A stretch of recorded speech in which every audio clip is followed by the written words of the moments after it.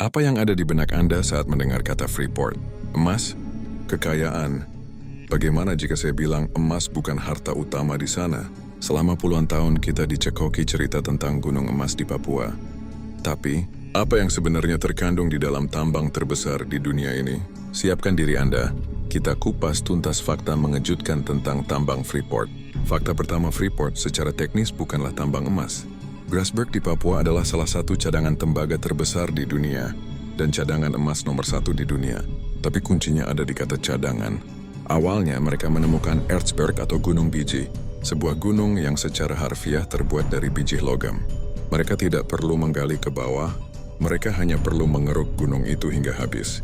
Dan sekarang mereka masuk ke perut bumi di Grasberg. Skalanya di luar nalar. Selama ini beredar teori bahwa Freeport diam-diam menambang uranium yang harganya triliunan dolar. Apakah ini benar? Sampai detik ini, tidak ada bukti konkret bahwa Freeport secara komersial menambang uranium. Selama puluhan tahun, konsentrat dikirim ke luar negeri untuk dimurnikan.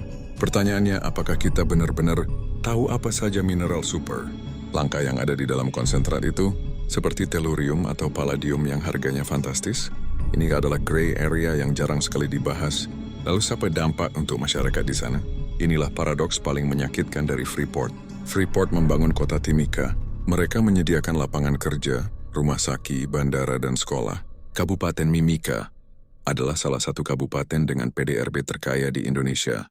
Di sisi lain, masyarakat adat pemilik tanah suku Amungme dan Kamoro hidup dalam kemiskinan. Kekayaan triliunan dolar di depan mata. Tapi kemiskinan tetap nyata.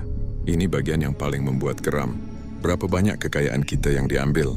Sulit menghitung angka pastinya, tapi mari kita lihat kontraknya.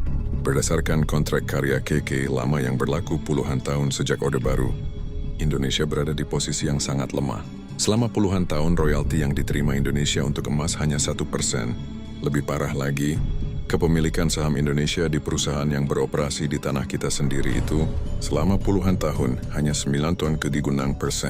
Itu hanya menjadi penonton. Jika ditotal sejak awal beroperasi tahun 1973 hingga 2018, diperkirakan Freeport telah mengeruk lebih dari 55 juta ton tembaga dan lebih dari 10,000 ton emas.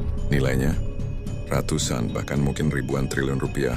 Kabar baiknya, sejak 2 bulan lalu, Indonesia melalui BUMN Inalum berhasil melakukan divestasi dan kini memiliki 5,2% saham Freeport Indonesia.